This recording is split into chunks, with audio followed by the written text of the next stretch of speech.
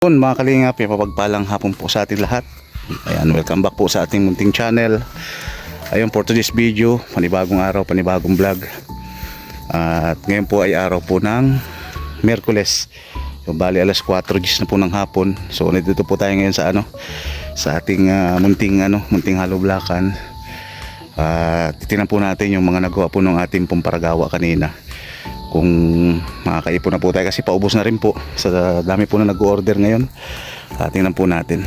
Ayan, at meron na po tayong dineliver po ito ang truck kahapon. Tapos meron po tayo ditong Ornigon kasi kailangan po yan. Ang nag-order po niya si Mr. J. Kasi ito pang buhangin yung panggawa namin ng hollow blocks. Kasi ito medyo pino panghalo. Ayan, nilalagyan po ito ng mga kalingap ng dito parang lambat kasi para hindi po pasukin nung mga aso ng baka, katulad nung nandun dahil baka, dahil baka. Tingnan po natin ang nagawa nila. Sa mga gusto po mag-order ng mga kalingap, pwede po kayo mag-PM dito lang po sa Daet. Yan po, stock natin. Paubos na po. Ito po yung bagong gawa ngayon. Yan, tinakpan po kasi baka umulan mamaya. Yan. Tapos ito po yung poso na ating pong pinagawa din. Kasi kailangan po talaga dito na may tubig. Kasi mahirap po pag walang tubig. Yan, pinahukay ko po yan. Yan, medyo mahina ang bigayan. Yan, sa una lang po yan. Mga 3 bomba. Ayan, malakas na po. Saka maputi siya. Maputi. Saka malinaw na. Ito po yung balon na yan. Ayan, bali 4 na lampos. Tapos meron pa po yan dito sa kabila. Ayan, di pa nalatagan. Kasi wala pa yung buhangin doon. Yan, ito po hindi na natin sakop. Ayan, ito po mga kalingap yung bagong gawa nila kanina. Ito po ay umabot po ng 5 supot. 5 supot po yan ng simento. Bali ang naging palabas po dyan is 505 po yan lahat. Kasi ito po yung ating stock. Yan, dito lamang po yan nakalagay sa ating pwesto. Wala naman po dito nakikialam. At naglagay po tayo ng solar. Yan, para po kahit pa paano may ilaw. Yan, isang kalahating araw lang po yung ginawa. 5 bag. Tapos bukas another 5 bag ulit. Galing po yung paragawa natin. Mabilis. Tapos tingnan po natin dito sa kabila. Yan, nalagyan ko po ng lambat kasi para walang makapasok. Ito po, pinalagyan ko rin ng ganito kaso bumigay po yung niya, bumaba kailangan po ulit itong iangat. Ay grabe, sobra po kasi lakas ng ulan kagabi. 2 days na. Sa gabi po kasi yung mga atake yung ulan. Yan po, marami na rin dito nagpapagawa. Yan, bagong ginagawa po yan. Kaya dito po natin naisipan na paglagay ng kasi may nag-request po na wala daw pong haloblakan dito. Yan yung pwesto natin ito may daan din kaya hindi po mahirapan yung truck pumasok. Ayan, ito lang po, bali 100 square meter lang po yan. Bali po 200 yan yung square meter na yan. At may nagpagamit po ng lupa, kaya sayang din daw po kasi kung hindi gagamitin. Tapos nagpagawa po tayo dito ng munting hindi pa nga tapos, para meron po tayong pahingahan. Meron po tayo ditong mapapag tambayan. Hindi pa tapos yan. So yun po mga kalingap, sa mga gusto po mag-order, PM nyo lang po ako sa Kaprom de Vlog. Dito lang po around Daet. Ayan, shoutout po kay Mr. J. Ayan, sa mga nag-order po sa ating dyan sa Vloggers Village. Ayan, thank you so much. Yun po mga kalingap, at napagawa po tayo ng video ngayon dahil po parang hindi na po, parang para sa akin hindi na po makatarungan yung ginagawa ngayon ng mga kumakalaban sa Team Kalingap. Yan, especially po doon sa mga yung nagkakaso na hindi naman sumipot. Ayan, mahirap po yun. Tapos sila, yung mga natulungan ni Kuya Bal, Di ko po lubos maisip na kung bakit po ganun yung ginagawa nila, sa kabila po na wala naman pong ibang hangarin si Kuya Bal kundi ang makatulong yan sila Kalingap Rab. Pero pagdating ng oras, bakit po sila ay pinagtatawanan na. Grabe, hindi ko po alam naman po ninyo kung sino po yung nagtatawa doon mga nakaraan, parang nambubuli, ang lalakas magbuli. Tapos pagdating ng oras, hindi naman pala sisipot sa mga asunto, naghamon. Pero sa akin lang po kasi bilang sa part ko po bilang isang Kalinga partner, sasaktan din po tayo pag sobra pong pinagtatawanan si Kuya Bal. Ako na personally nasa abroad pa po ako, idol ko na po talaga ito si Kuya Bal. Noong pa man nanonood ako, unang vlog pa lang ni Kuya Bal sa mga senior hanggang sa mapunta po kay Lola Damiana. Sobra po ako na-amaze sa mga tulong po na ginagawa ng Team Kalingap ni Kuya Bal. Sabi ko, soon sana maging ganun din ako, kaya po ako nakapag-create ng channel, YouTube channel.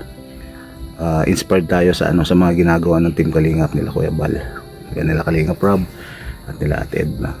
Kaya tapos ang nagpa-porsige pa sa akin mga Kalingap yung nalaman ko na si Kuya Bal, yung Team Kalingap ay taga-Dait. Kasi po ako po ay talagang legit na taga Camarines Norte Kaya sabi ko malapit lang dun sa dati naming lugar sa Labo. Kaya nung sabi ko, nakapag-decide ako na pag uwi ko hindi na ako babalik ng Saudi. Kaya shoutout po sa mga OFW yan na nandiyan pa rin po sa ngayon. Yan, laban lang po.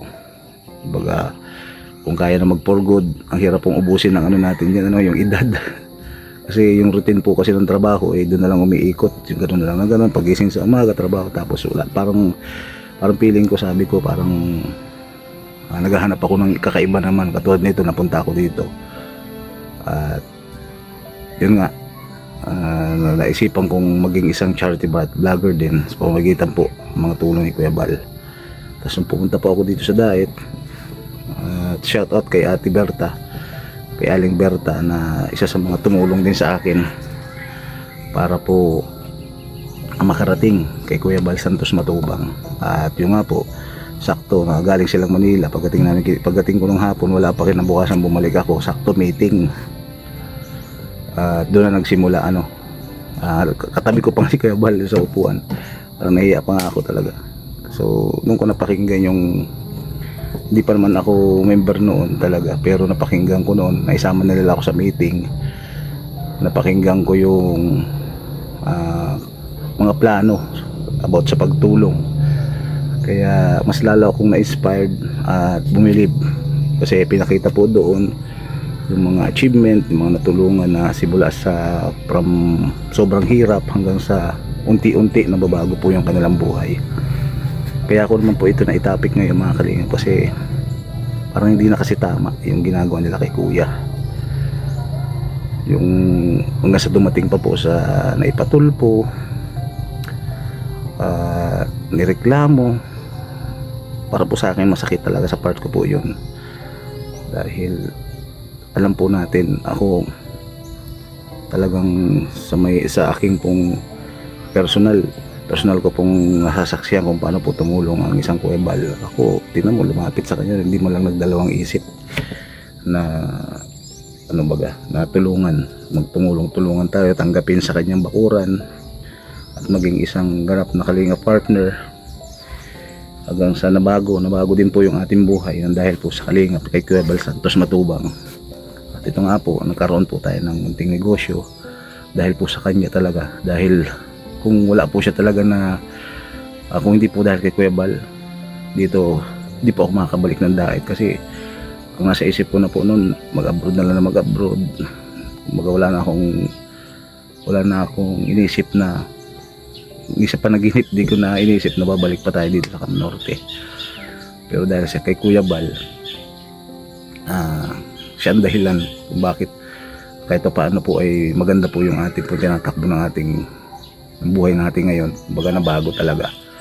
Pero sana naman doon sa mga natulungan ni Kuya Bal. Please naman, isipin nyo naman yung mga nagawa niya sa inyong buhay na bago ito nang dahil sa Kalingap.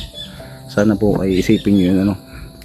Alam nyo na po kung sino po yung tinutukoy ko, na ginagaya pa yung boses, pinagtatawanan. Grabe, hindi na po makatao yun, mga Kalingap.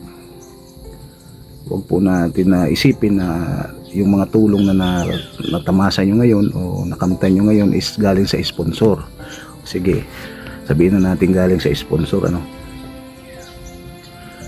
Makikilala po ba at matutulungan ba kayo ng sponsor kundi dahil sa mga effort ni Kalingap Rob at ni Kuya Bal? Sabihin na natin galing sa lahat sa sponsor yan, pero hindi po kayo makikilala ng dahil sa effort nila Kuya Bal.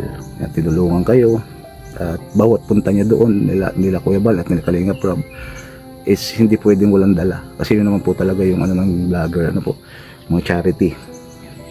Siguro kung talagang lack of budget din, may konti lang yung kinikita sa channel, siguro konti-konti lang dala, pero sila po, ako po dati po nakakasama kay Kalingap Rob, wala pa po yung mga kasama niya ngayon, halos sila 20 boy pa lang po, at isa po tayo dun sa talagang sinasama niya dati ni Kalingap Rob, kaya sobrang nagpapasalamat kay Kalingap Rob. So nag-decide din kasi ako na gusto ko rin kasi na mag-scout, maghanap din ng maghanapin din yung yung sa sariling sikap para makabiral, which is nagkatotoo naman, makabiral tayo noon, yung 3 bata nga, kaya kahit pa paano po hindi ko talaga pinababayaan yun, at mababait po sila, kaya sobra po akong ipapasalamat din kasi binabalik nila yung tulong na, kumbaga yung tulong na binibigay ko sa kanila, kumbaga bait nila pagdating ko doon, napakagalang, yun lang po nakasapat na sa atin. Pero yung isang balakurain mo, ang isang tumulong sa iyo, hindi po tama yan.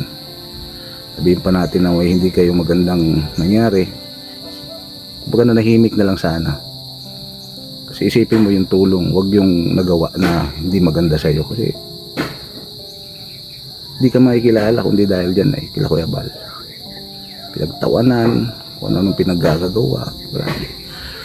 So yun lang po, naglabas lamang po tayo ng konting emosyon dahil hindi na po natin kasi masikmura ang Kalingap yung ginagawa po nung iba, lalo na yung sobrang natulungan. Sinasabi po ni Kuya Bal dati doon na prinsesa, siya pa pala po yung halos talagang iba po talaga, hanggang pinarating niya pa sa tulpo, kung ano po yung pinagagawa nila, hanggang sa nagtandem pa yung dalawa na ang tapang-tapang sa live, tapos di naman pala sisipot. Kumbaga kaya lang naman kayo pinatawag dahil para magkaalaman baga na hindi maganda po yung ginagawa niyo, mag-usap-usap, ganun lang samansaan ang purpose nun, kaya kayo nakarating sa ganitong sitwasyon.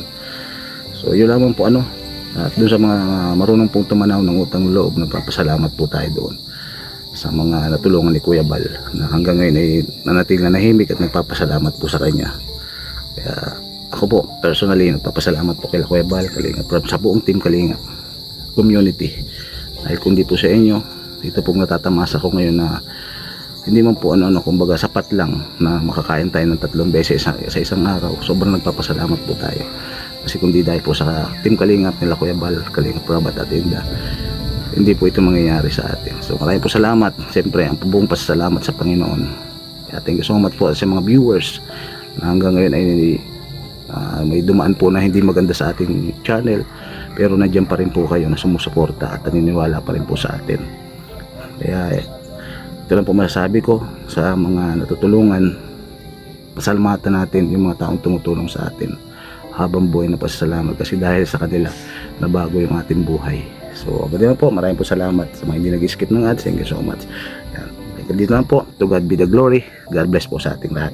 One Kalingap, one family. So sabay-sabay po tayo mag-pray para po sa kakaayos ng takbo ulit ng buong community ng Team Kalingap, na sana po ay mawala na po yung awayan at mag-focus na lamang po tayo sa pagtulong, mga tinutulungan nila Kuya Bal. So God bless po. Thank you.